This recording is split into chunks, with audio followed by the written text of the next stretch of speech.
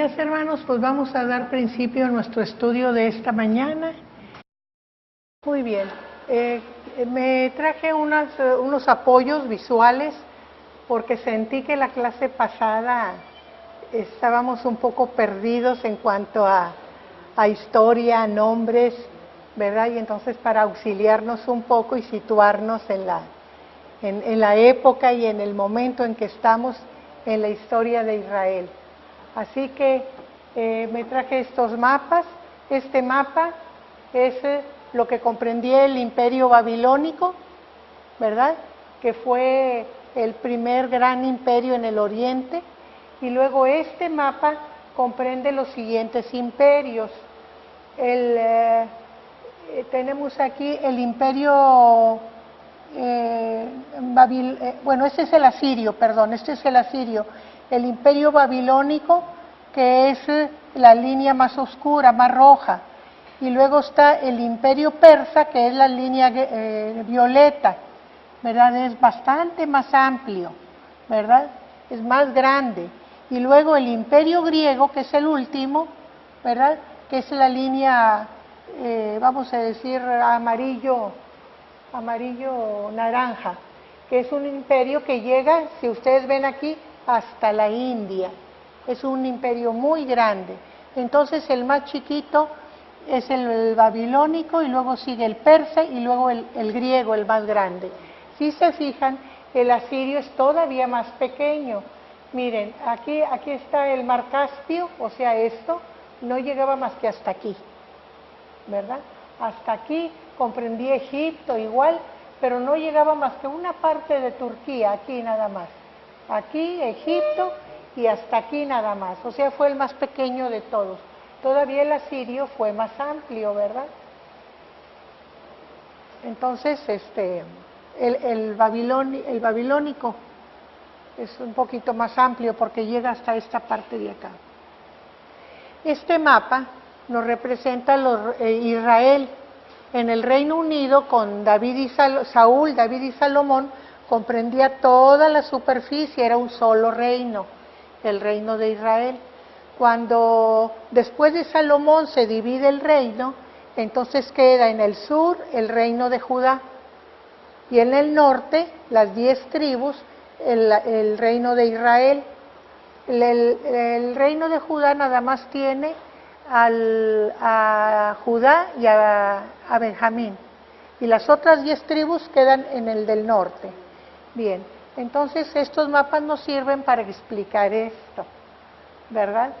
Es difícil a veces situar a los profetas, porque unos son del reino del norte, otros son del reino del sur, unos son de una época y otros son de otra. Entonces, por medio de este mapa quise situar a los profetas, ¿verdad? Esta parte azul es el Reino Unido, con David y Salomón. Y luego esta parte de aquí, de la izquierda, es el reino de Israel, y corresponde al reino de Judá.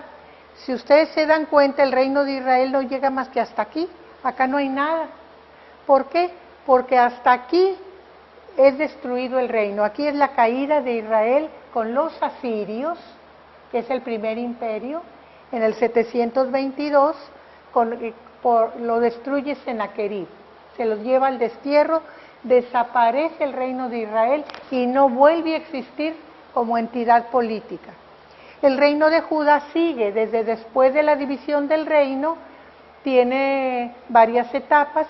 Cuando cae Israel, también Judá es amenazado por los asirios, y parte del reino, algunas ciudades son conquistadas, pero no cae Jerusalén. Entonces continúa el reino. En el tiempo de Ezequías se salva Israel de la amenaza siria.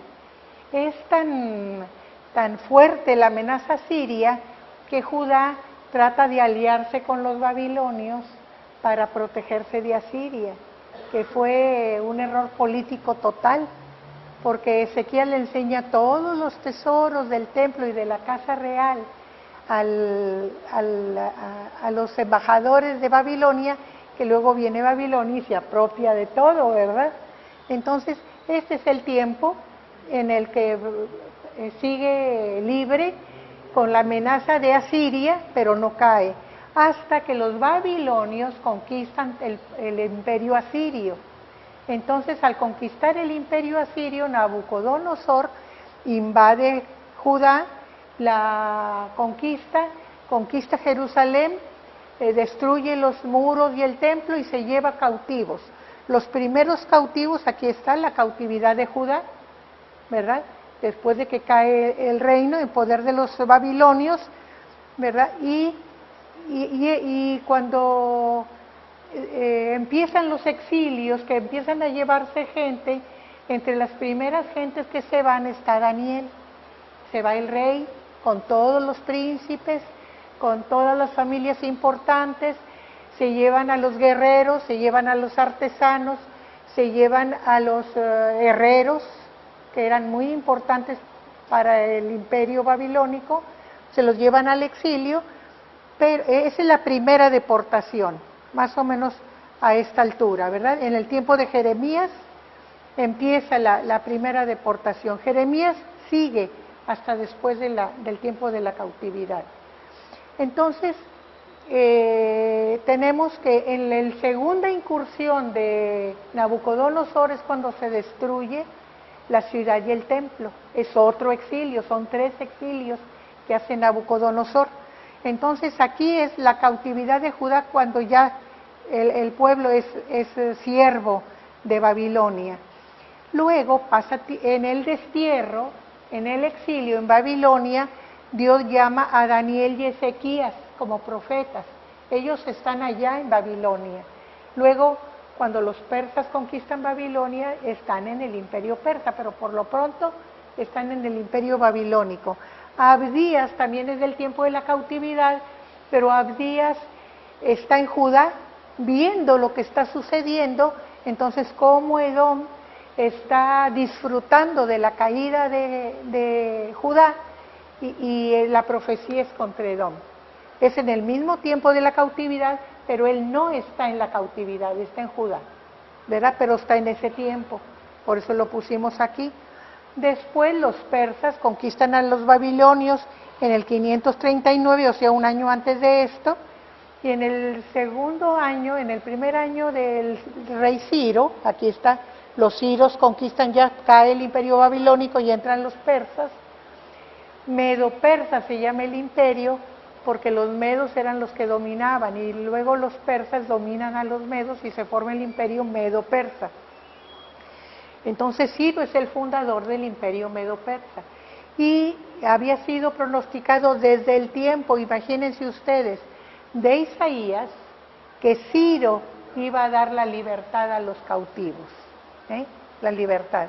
Entonces cuando Ciro entra al poder y le dicen cómo estaba predicho por Dios que él iba a libertar a los cautivos, se impresiona y reconoce cómo ese Dios sabía que yo iba a ser rey con tanto tiempo antes. Entonces tiene muy buena, ¿qué diríamos?, disposición hacia los cautivos de Judá, y entonces dispone que vuelvan. Él fue un rey muy benévolo que trató de que los pueblos volvieran a su lugar de origen, pero en especial con los judíos. Entonces es lo que viene con lo que se llama la restauración de Judá, ¿verdad? Que es cuando empiezan a volver, históricamente en la Biblia es el tiempo de Esdras y Nehemías, que empiezan a volver, Esdras viene, empiezan a construir el templo, el segundo año de Ciro, y luego se paran, que es donde estamos ahorita estudiando, con Ageo, en tiempo de Ageo y Zacarías, se paran 14 años, entonces viene Ageo a decirles qué pasó, ¿verdad? Están portándose mal con Jehová, ¿verdad? Porque debían de haber levantado el templo y por muchos pretextos no lo han hecho. Entonces, de esta manera ya nos situamos, que estamos en el tiempo de la restauración, en el tiempo del imperio persa, en el reino de Judá, porque el de Israel desapareció, ¿verdad? Como reinos. Entonces ya nos damos una idea más completa. Si tienen alguna pregunta, pues nada más de preguntar.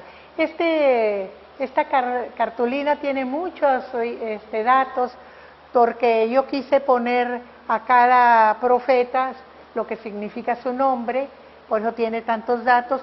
Tiene los reyes entre los cuales profetizaron, tiene algunos datos personales de algunos de los profetas, entonces por eso tiene tantos datos que ahorita no es pertinente darlos, ¿verdad? Vamos a decir de Ageo, que no les había dicho lo que el nombre significa. Significa el festivo, Ageo.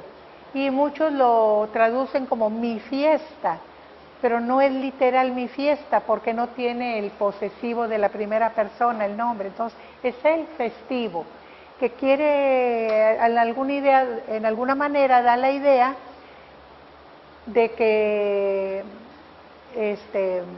nació en día festivo.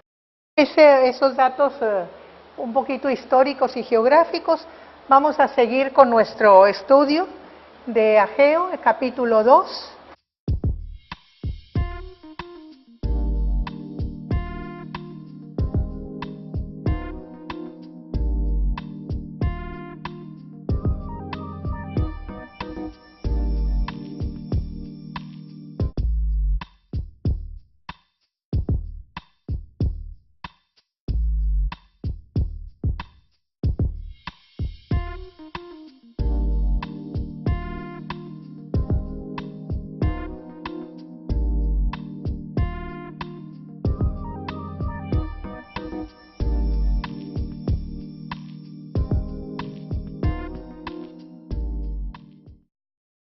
Miren, habíamos visto en la primera profecía, que fue en el capítulo 1, que cómo Dios se dirige a las autoridades, a Zorobabel y a Josué, buscando el apoyo, ¿verdad?, como líderes con él para formar un solo núcleo, profeta, sacerdote y gobernador, y también al pueblo, ¿verdad? Aquí vemos lo mismo, se dirige hacia Zorobabel, que es la autoridad, pero con el mensaje dirigido hacia Josué y el pueblo.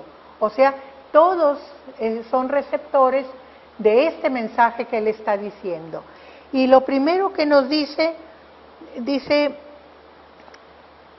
¿quién ha quedado entre vosotros que haya visto esta casa? O sea, esta casa que queremos construir en su primera gloria. ¿Y cómo la veis ahora? El templo que había construido Salomón era un templo magnífico, hermoso, grande, lleno de lo más fino y lo mejor. Entonces, ¿cómo la veis ahora? Las posibilidades que tenían ellos como cautivos eran escasas. Lo que el rey de Persia les había dado era lo que tenían, lo que ellos trabajando podían reunir. O sea que tenían pocos recursos.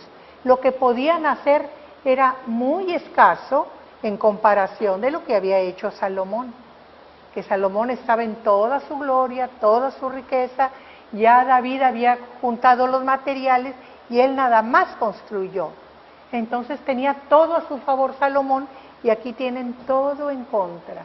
Entonces, si comparamos una construcción con la otra, se ve tan escasa, tan pobre esta segunda, ¿verdad? Tan limitada. Entonces les pregunta a Dios, ¿verdad?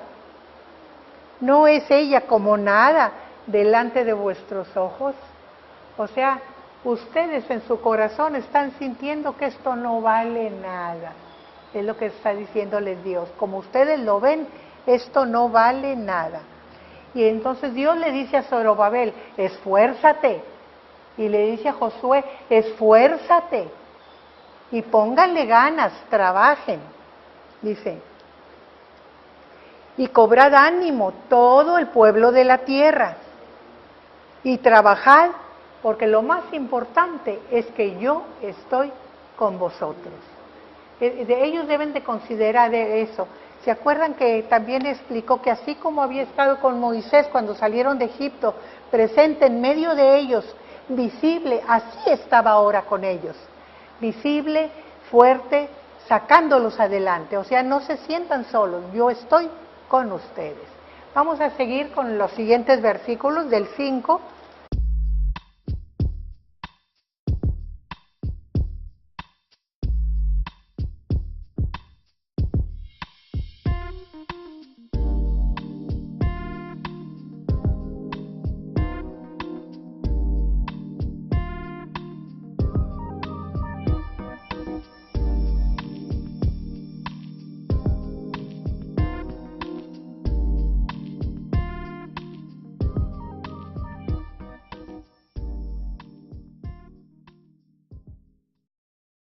nosotros nos damos cuenta, ¿verdad?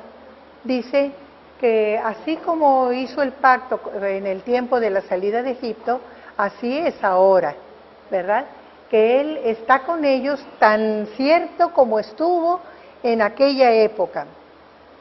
Y hay algo muy interesante aquí que dice, porque así dice Jehová de los ejércitos, de aquí a poco yo haré temblar los cielos y la tierra y el mar y la tierra seca. Si analizamos estas palabras, nos damos cuenta que cuando salieron de Egipto en Sinaí, tembló la tierra y temblaron los montes, pero hasta ahí, ¿se dan cuenta? Pero ahora, dice Jehová, que van a temblar la tierra y los cielos, que va a temblar la tierra seca y el mar. O sea, todo va a temblar. ¿Qué quiere decir esto? Que va a haber convulsiones máximas, que va a haber algo tremendo. Y luego sigue diciendo, ¿verdad? Y haré temblar todas las naciones y vendrá el deseado de todas las naciones. Haré temblar todas las naciones. Se refiere a esto que explicamos al principio de los imperios. Cómo van las naciones temblando unas detrás de otras. Primero todos los pueblos al occidente, vamos a decir, de lo que es Asia, o sea, lo que es cerca del Mediterráneo, con los asirios. Que los asirios vienen empujando y destruyendo. Los asirios eran tremendos, ellos nada más eran rapaces, llegaban, destruían los pueblos, agarraban las riquezas, mataban a la gente y se iban, eran tremendos, ¿verdad? Y luego los mismos asirios tiemblan cuando vienen los babilonios, ¿verdad? Cuando vienen los babilonios que los conquistan, los arrasan y prácticamente los anulan. Pero también, después de los babilonios, vienen los medo-persas, ¿verdad? Estrujándolos y moviéndolos, que es este imperio, ¿verdad? Que está en lila, que decíamos. Entonces, por eso dice que temblarán las naciones, temblarán. Después de que los persas, fíjense que los persas llegan a asediar a Grecia, hasta allá llegan los persas, ¿se fijan? Y hasta acá llega lo morado, acá llega bastante al oriente, un poquito más al oriente, pero llegan hasta Grecia, hasta que se levanta de Macedonia el hijo del rey de Macedonia, de Filipo, Alejandro Magno, y entonces Alejandro Magno les hace frente a los persas, y no nada más domina a los persas para liberar a lo que en ese tiempo es Grecia y Macedonia unido, sino que se sigue persiguiendo a los persas hacia el oriente, les quita todas las posesiones de Egipto, de Asia Menor, y se sigue Alejandro hasta llegar a la India. O sea, Alejandro es el que distribuye en todo aquel ambiente conocido, en aquel ambiente que se había culturizado, la cultura griega. Entonces lleva la cultura y el idioma griego a todas las naciones conocidas. Por eso cuando llega Jesucristo, la cultura dominante es la griega, aunque ya para entonces el dominio no es de los griegos. ¿De quién es? De los romanos, ¿verdad? Ya para entonces los romanos conquistaron todo lo que era de Grecia y se extendieron más allá hasta España y toda la parte sur de África, ¿verdad? Esta es la convulsión que está anunciando el profeta, que todas las naciones, ¿verdad?, serán conmovidas, esas revoluciones que va a haber, y entonces vendrá el deseado. Entonces, el deseado de todas las naciones, que es Jesucristo. Y cuando venga el deseado, la gloria de esa casa que ustedes menosprecian, que ustedes ven a poco, estará llena de gloria, con una gloria mayor que la que tuvo el templo de Salomón. Eso es lo que está diciendo Ageo. Además les dice Dios, mío es el oro y mía es la plata. Ustedes se preocupan porque tienen poco, pero yo soy el dueño de todas las riquezas. Y en su momento yo engrandeceré y enriqueceré este templo. ¿Qué sucede? Con Herodes.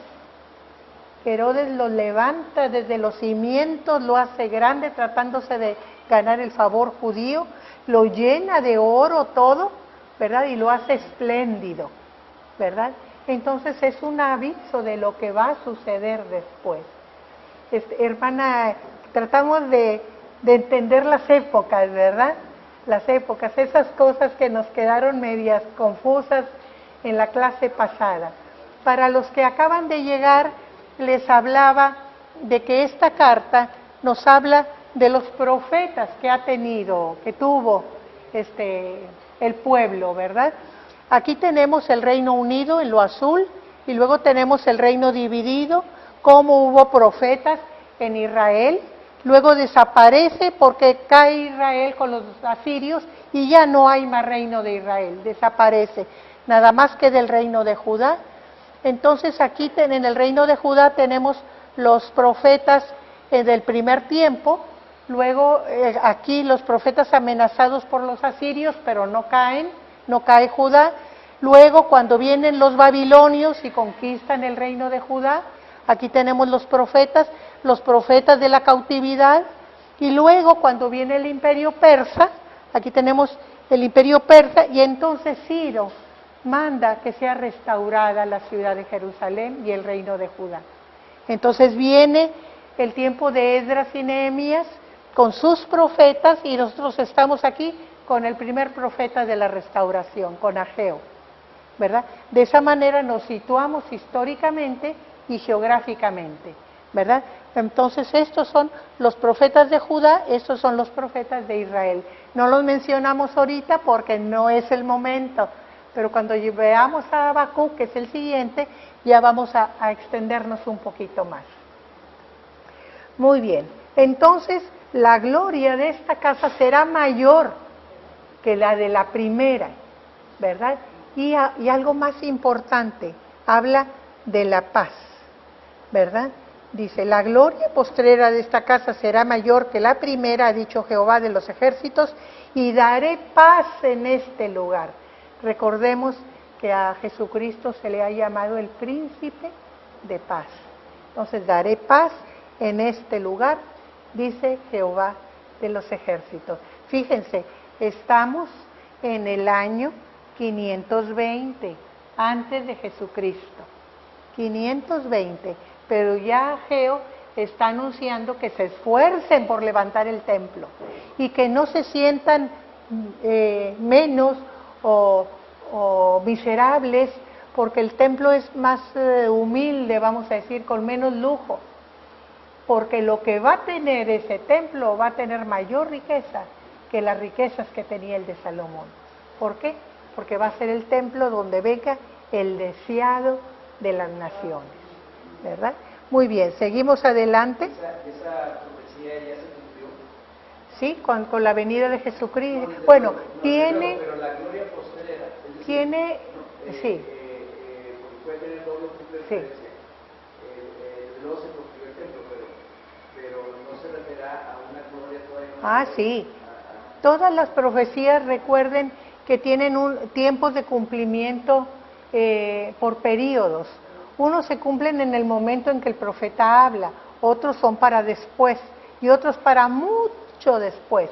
Esta gloria venidera y ese lugar que va a ser de paz es en la segunda venida de Jesucristo, ¿verdad? Es cuando se termina de cumplir la profecía de Ageo. O sea que tienen un tiempo de cumplimiento muy amplio. Los maestros en el seminario nos decían que es como cuando nosotros vemos las montañas, que vemos una lomita cerca y luego atrás vemos una montaña más alta, como vemos nosotros la M, pero detrás de la M vemos, sobre todo hacia el oriente, vemos más y más y más montañas. Así es la profecía. Tiene una etapa cercana, otra etapa más atrás y otras más que se siguen cumpliendo mucho más tarde, ¿verdad? Así es la profecía. Muy bien, seguimos adelante con el versículo 10.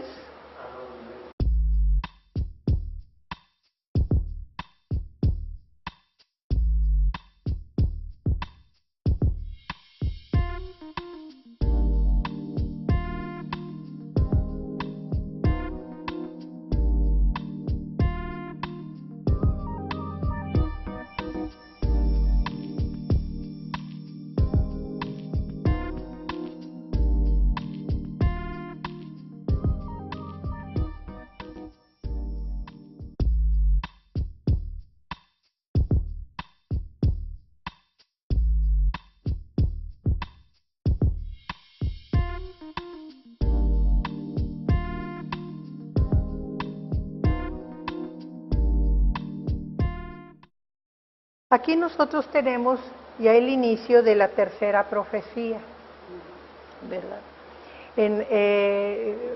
Ageo está poniendo delante de ellos cosas que ellos conocían muy bien por la ley, ¿verdad?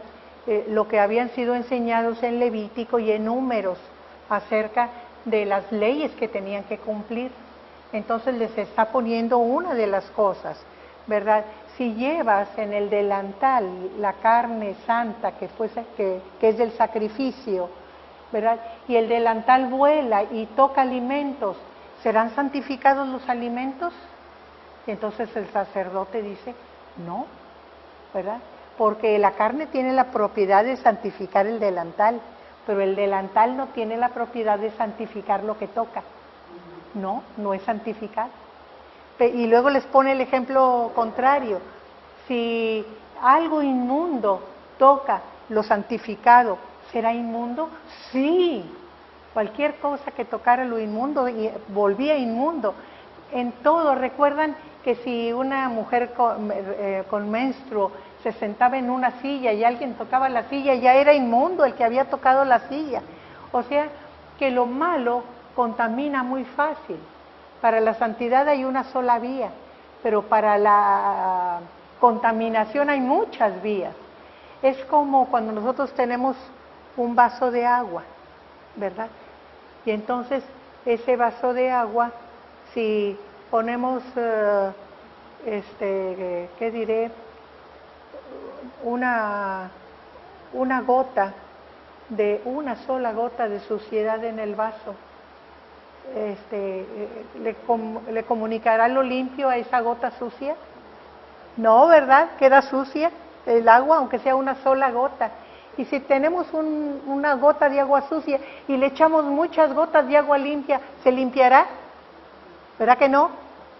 No se limpia, queda sucia como quiera. Una sola gota ensucia. Por eso dice que la santidad tiene una sola vía, o sea, no hay manera. Yo puedo pasar la santidad a otro vaso y queda limpia el agua, pero de lo sucio, por más que trate de limpiarlo, queda sucio, ¿verdad? Eso es lo que está tratando de hacerles recordar y ver el profeta para decirles, ustedes son como esto, ustedes están sucios y ustedes ofrecen sacrificios para honrar a Dios, pero como están sucios, ensucian el sacrificio. Y el sacrificio santo no los puede limpiar a ustedes, porque están sucios. ¿Y por qué están sucios? Porque habían sido desobedientes en continuar con la edificación del templo. Habían empezado, trabajaron 2 años, y como tuvieron amenaza, poco dinero, dificultades, querían hacerse ricos, entonces lo dejaron. Entonces ahí está lo sucio, el pecado de haber dejado la obra de Dios inconclusa, lo que era lo primero. Y porque se dedicaron a construir sus casas buenas, elegantes, lujosas, ahí no les pudo gastar, pero sí les pudo gastar en el templo, ¿verdad? Entonces por eso estaban sucios, tenían pecado, porque no habían obedecido a Dios. Y fíjense, tanto en el capítulo 1, esto no lo mencionamos, pero tanto en el 1 como ahora, Dios no dice mi pueblo, dice este pueblo. Este pueblo. ¿Por qué? Porque un pueblo que no lo obedece, que no le sirve, que no le sigue, no es su pueblo, ¿verdad? Este pueblo. Entonces, les está haciendo ver que pongan atención, por eso sigue diciendo, ¿verdad? Sigue diciendo,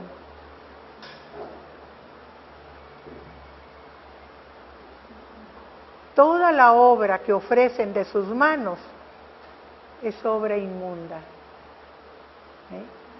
Y luego por eso sigue diciendo, meditad en vuestro corazón. O sea, pongan atención. ¿Se acuerdan que antes les había dicho meditad en sus caminos? ¿Cómo andan? Buscando lo propio sin ver lo de Dios. Ahora meditad en vuestro corazón. Desde este día en adelante, antes de que pongan piedra sobre piedra. O sea, antes de que empiecen a construir, revisen cómo andan. ¿Por qué? Porque no pueden levantar algo santo si ellos están contaminados. Esa es la idea que Ageo les está dando y el mensaje de Dios en esta tercera profecía.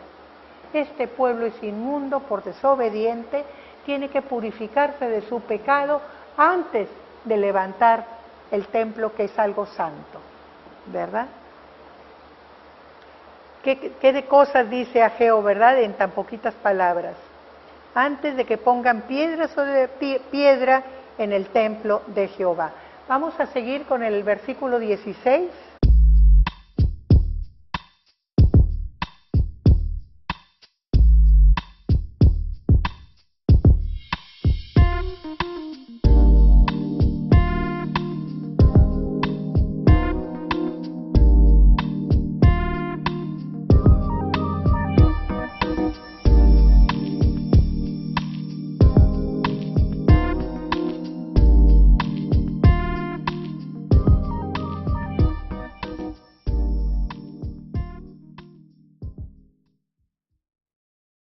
Aquí el profeta les está diciendo que piensen cómo, dice, antes de estos días, o sea, antes de que terminaran el cimiento, el segundo, hablábamos de que era el segundo cimiento del templo, o sea, el que está a flor de tierra, cómo antes de esto ellos todo lo que trabajaban no les rendía. Querían ser ricos, pero se esforzaban y se esforzaban y se esforzaban y nada resultaba. Todo les resultaba mal. Por eso dice, ¿verdad? Venían al montón de 20 efas y solo había 10. O sea, la mitad era vano, la mitad no servía. Y venían al lagar para sacar 50 cántaros y solo había 20. O sea, no les rendía su trabajo, era inútil. Era una manera en que Dios les estaba haciendo ver que no estaban bien, que estaban buscando su propio provecho, pero no estaban buscando las cosas de Dios, que era la construcción del templo. Y luego dice cómo los trató de hacer reaccionar. Os herí con viento solano, ese calor del desierto, ese viento del desierto que todo quema. Los herí con tizoncillo, que es cuando hay mucha humedad y se forman hongos. Como los hongos son negros, por eso se le llama tizoncillo. Y con granizo en toda obra de vuestras manos. Ya estaba la cosecha bonita y venía el granizo y destruía todo, ¿verdad? ¿Y qué dice el Señor? Mas no os convertisteis a mí. Por más que les ponía pruebas para que buscaran a Dios, ¿qué hacemos cuando tenemos dificultades? Pues vamos a Dios para que nos ayude, pero ellos no se volvían a Dios. Por eso les dice, meditad en vuestro corazón desde este día en adelante, desde este día 24 del 9º mes, o sea, desde el día en que estaban preparados para levantar las paredes del templo. O sea, de aquí en adelante, meditad y cambiad, ser diferentes. Y les dice, desde el día en que se echó el cimiento del templo, dice Jehová, meditad en vuestro corazón. O sea, no sean tan ligeros, tan poco prudentes, tan poco razonables, mediten en las cosas. Y luego les pone ejemplos. ¿No está la simiente aún en el granero? O sea, todavía no siembran. Ni la vid, ni la higuera, ni el granado, ni el árbol de olivo ha florecido. O sea, todavía no hay posibilidades de cosecha. Todavía no hay flor en los frutales. Todavía más desde este día, yo os bendeciré. O sea, todavía no hay ninguna posibilidad de riqueza, de abundancia, pero es una seguridad que la habrá, porque yo os bendeciré, ¿verdad? La comparación entre cuando están lejos de Dios, cuando no se interesan por las cosas de Dios y cuando recapacitan y se interesan, como ellos ya están listos para trabajar, primero purifíquense su mente, su corazón, sus sentimientos, el sacrificio que hagan, háganlo con el sentimiento de que van a ser obedientes y que van a cumplir. Y ahora sí, ahí viene la bendición. Yo estoy con vosotros y su prosperidad está asegurada. Es lo que el Señor les está diciendo. Esa es la tercera profecía. Muy bien, seguimos con el versículo 20. Sigue, Aarón. Ahorita, un momentito, hermanas. Estoy viendo aquí el versículo 14. Sí. Dice, esa frase es de Ageo. Sí. Dice, seguramente Dios hablando a través de Ageo, pero sí. es de Ageo. Sí. Cuando dice, así es este pueblo y esta gente. Cuando hablaba usted de que, bueno, no era, en otras palabras dice mi pueblo, y aquí es Ageo, dice, como en una plática que tiene Ageo con Dios, le dice, sí Señor, así es este pueblo. Son socarrones. Entonces, y lo que llama mucho la atención es bueno, a mí, es que no puede uno empezar la obra si no se santifica. Entonces, si bien porque son 4 mensajes o 4... Sí, son 4 profecías. 4 profecías de Ageo. Las primeras 2, la del capítulo 1 y la del capítulo 2, al inicio el 2, son dirigidas a Zorobabel, al sumo sacerdote y al pueblo. Y aquí responde Ageo y dice así, y lo otro eran más bien motivacionales, los primeros 2. Pero aquí, antes de empezar una obra, hay que estar puros. Es correctivo aquí. Sí, pero qué importante es no hacer la obra. Uno puede hacer mucha obra en la iglesia, mucha obra cristiana, pero es inmundo. O sea, aquí dice el versículo 15. En el mismo 14 dice, así mismo toda obra de sus manos, y todo aquí es inmundo. Entonces, no se puede, no solamente se requiere la motivación y las ganas de hacerlo, sino Dios siempre lleva emparejado o alineado la conciencia, ¿no? La limpieza de conciencia y la parte interna del ser humano. Si no, caes en religión. Entonces tiene que ser algo más que la mente, que la motivación sea limpia, y no cae en un sistema humano, de construcción humana, sino esto debe ser más espiritual. Sí. Miren, en nuestro tiempo también lo tenemos, nada más que les damos otros nombres. Hay mucha gente que trabaja mucho en la iglesia, pero trabaja con motivaciones no limpias. Por ejemplo, para que me reconozcan, para sobresalir, para ser un líder importante, para ser el que manda. Entonces, esos que trabajan mucho, pero generalmente los llamamos que tienen activismo. No es porque los mueve el Señor, sino son por intereses propios.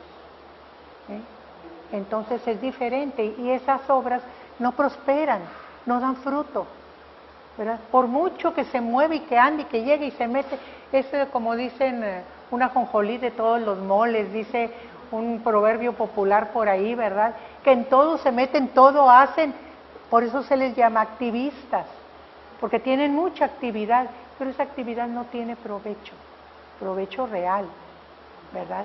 En el Señor. El pastor Vaqueiro me prestó un libro que habla, precisamente por el hecho de que soy maestra, de la enseñanza en la iglesia, y dice la enseñanza en el Espíritu. O sea, que si el maestro viene sin comunicación con el Espíritu Santo, sin ver lo que Dios desea de la enseñanza, entonces es inútil. Todos los alumnos van a oír, pero van a retener poco, no va a prosperar esta enseñanza, porque no está ligada al Espíritu de Dios, porque no está dirigida por Dios. Así igual, ¿verdad? Cuando nosotros trabajamos en cualquier área de la iglesia, sucede lo mismo, ¿verdad? Tenemos que estar comunicados con Dios, ser mi pueblo y no este pueblo, ¿verdad? Como dice aquí la palabra, este pueblo, esta gente. Se me viene también a la mente el texto de David, de los salmos, que David fue un gran músico, un gran poeta, tenía una expresión exquisita, pero él reconoce y dice, en los íntegros, es hermosa la alabanza. En los íntegros empieza el salmo diciendo, antes de empezar la alabanza, ya termina el 150 y que todo lo que respira alabe a Jehová y los árboles, pero si él explica, dice, en los íntegros, es hermosa la alabanza. Qué importante. Entonces recordemos siempre, todo lo que hagamos para el Señor, que nuestra motivación sea sana, sea honesta, sea la adecuada, que nos está moviendo el Señor, el amor al Señor, a hacerlo, no nuestros propios intereses, ¿verdad? Seguimos con la lectura, así.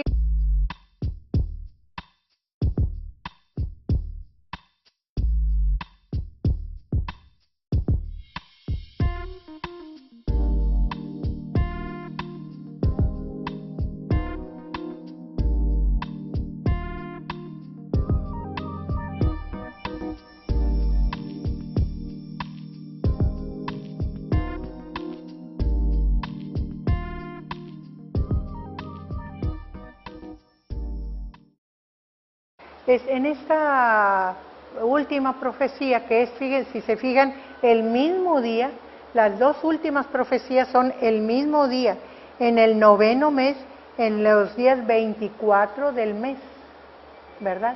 O sea que la dio primero una para el pueblo y luego la otra para Zorobabel.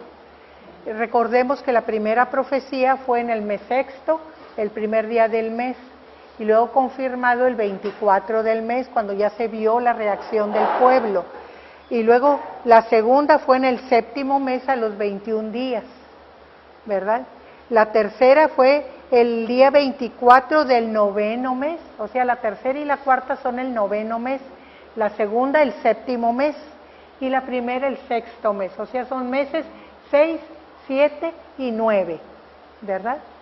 Por eso, como en el 6 es el primero y en el 9 nos dice, ¿verdad?, que el día 24, entonces por eso se considera que aproximadamente 3 meses pasaditos fue toda la profecía de Ageo. Entonces aquí tenemos una profecía que es en el mismo mes noveno, el mismo día 24, pero en esta profecía se le habla a Zorobabel. Es una profecía para Zorobabel, gobernador de Judá, y le dice Dios, yo haré temblar los cielos y la tierra. O sea, está consciente que van a venir movimientos como no se imaginan, que era lo que explicábamos, de los imperios uno tras otro, destruyéndose, matándose. Los reyes, por ejemplo, no atacaron a Siria porque de repente lo llaman al rey asirio, no ataca a Judá, no la destruye porque lo llaman, y allá donde lo llaman lo matan los hijos. Y así, ¿verdad?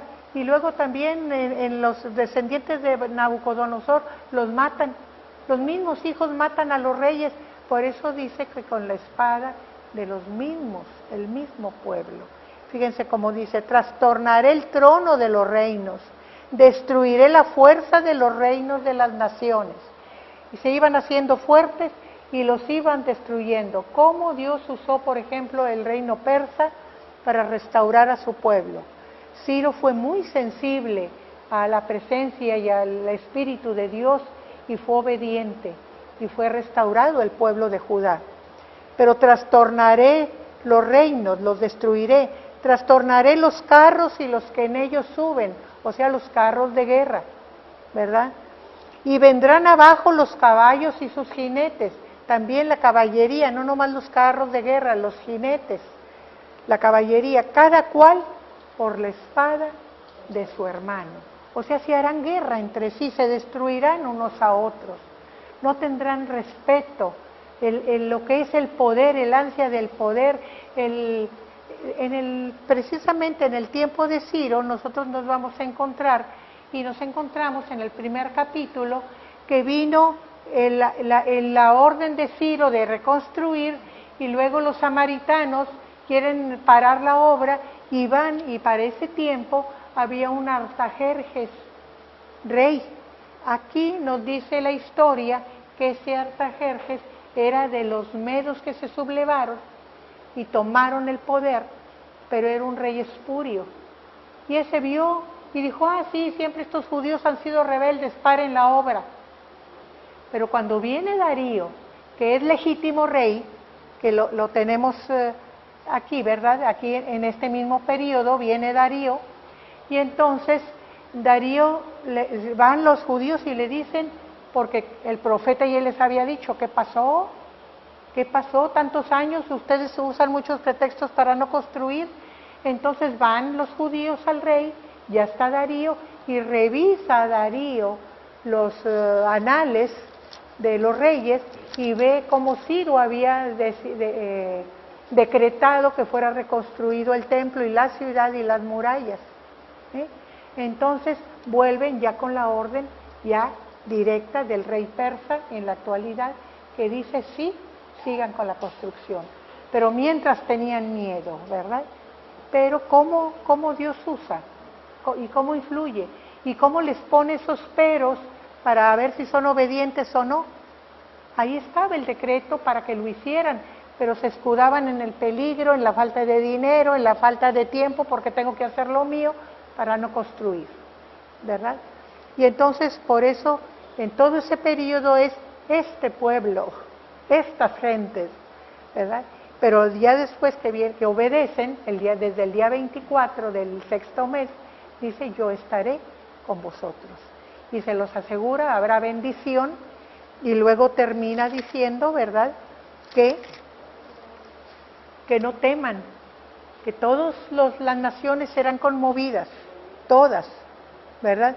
Pero en aquel día, dice Jehová, cuando todo esto se realice, se lleve a cabo, suceda, yo te tomaré, Zorobabel, hijo de Salatiel, siervo mío, dice Jehová, y te pondré como anillo de sellar. Zorobabel es un tipo de lo que va a venir, es un tipo de Cristo. Recuerden que Zorobabel es de la descendencia real. ¿Se acuerdan que lo dijimos? Que Zorobabel era de la familia de David, era de los reyes de Israel.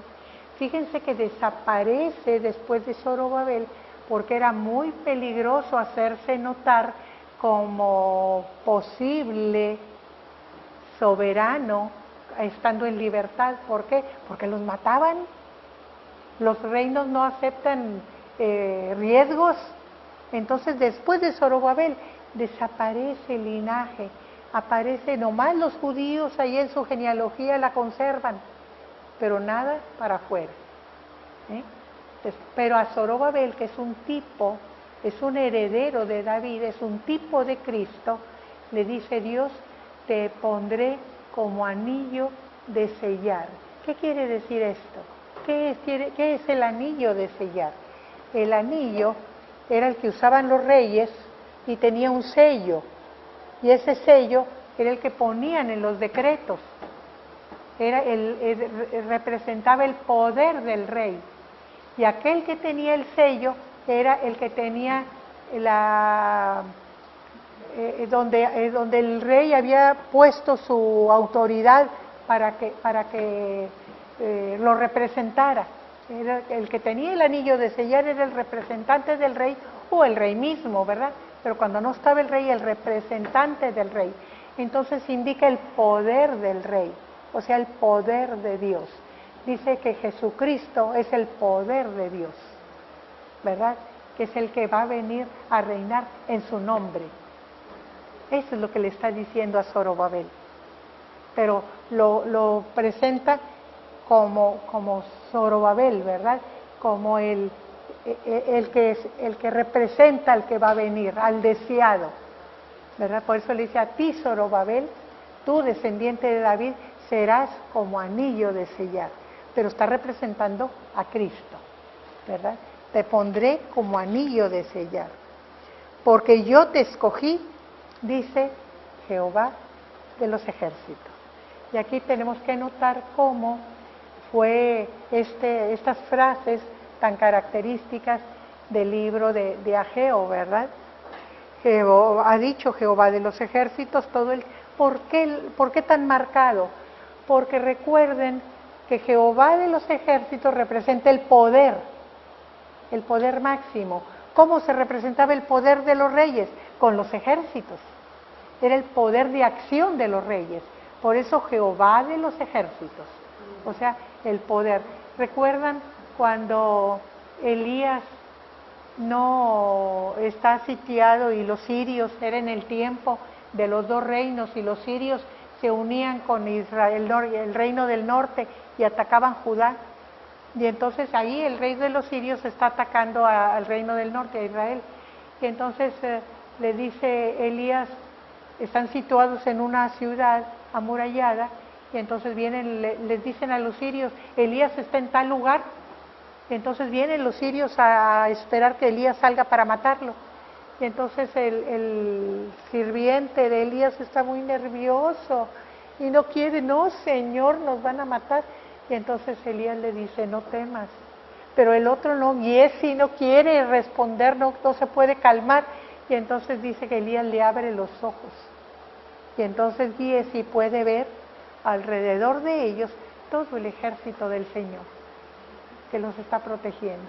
Y dice que por eso Elías estaba tan confiado, porque Elías veía los ejércitos de Dios alrededor de él. Y entonces dice que salen por la puerta perfectamente en paz, y Dios ciega a los que están en la puerta y no los ven salir. Entonces salen en paz, ¿verdad? Pero eso es porque hay una visión, ¿verdad? Una visión que no todo el mundo tiene.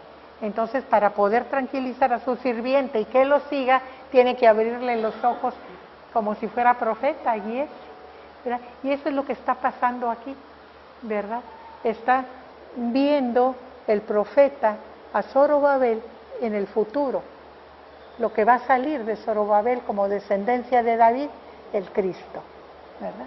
Muy bien, entonces recordemos, Jehová de los ejércitos indica el poder de Dios tan necesario en esa época en que se sentía nada por ser siervos, ¿verdad? Muy bien, Aarón. Una duda, hermana. Los medos étnicamente son similares a los persas. Son dos pueblos diferentes. Miren, aquí en este mapa, aquí tenemos a Media y aquí tenemos a Persia. Son dos pueblos diferentes, pero al conquistar los persas a los medos hacen un solo imperio, y es el imperio medo-persa. De hecho, a Ciro se le llama Ciro el persa, pero al Darío nieto de Ciro se le llama Darío el medo. ¿Por qué? Para distinguirlo del otro Darío primero, que es persa. Pero como es un solo imperio después, vamos a verlo aquí, ¿verdad? Este es el babilonio, pero es la misma situación. Aquí está Media y aquí está Persia, ¿ve? Aquí son los partos los vamos a encontrar en el tiempo de los romanos, que los romanos luchan tratando de dominar a los partos, y les estorba Israel, porque Israel los mantiene muy ocupados con sus revueltas. Constantemente están mandando ejércitos romanos a Israel para las revueltas, porque que ofendieron al templo, que porque esto, que porque el otro, que entonces es un estorbo Israel aquí para los romanos para controlar a los partos. Pero son también indoeuropeos, me imagino, los medos. Todos son indoeuropeos hasta llegar a la India. De aquí se distribuyen hacia Europa. Entonces, ¿cómo van los pueblos? Siempre la emigración de poder es desde el oriente hacia el occidente. Por eso los bárbaros llegan ya no primero los hunos, ¿se acuerdan que vienen desde Asia? Los hunos, barriendo con Atila hasta llegar a Roma y llegar a todas partes, pero luego vienen más al norte, de la parte de Asia, de la Asia continental y el oriente de Europa, vienen los pueblos empujándose unos a otros. Entonces los pueblos germanos son los bárbaros de la Edad Media, ¿verdad? Son los bárbaros que acaban con la cultura de Europa. pero ya es más al norte. Ahorita estamos más al sur. Los pueblos de más al sur se están moviendo hacia el occidente. Entonces vimos moverse primero a los asirios, luego a los babilonios, luego vemos moverse a los medo-persas y luego en el tiempo romano vendrán los partos. Ya es la hora del cierre, pero quiero decir algo al cierre también. Ageo tiene unas características que deseo resaltar. Es el único de todos los 66 títulos de la Biblia que tiene 2 capítulos. Nada más. Y la otra cosa es que tiene una conciencia histórica muy precisa. No se le va a completar al año que los escribe. Antes de escribir al texto y después de escribir hay mucho trabajo profético. Pero él quiere que su documento pase a la historia, que no se pierda. Entonces da tantos detalles que sería imposible no tomarlos.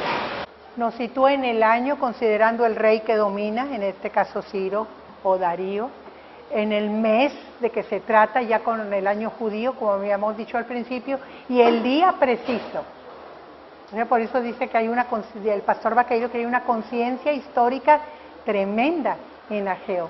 Para los que llegaron más tarde, la traducción del hebreo del nombre Ageo es el festivo, que quiere decir el que nació en día festivo.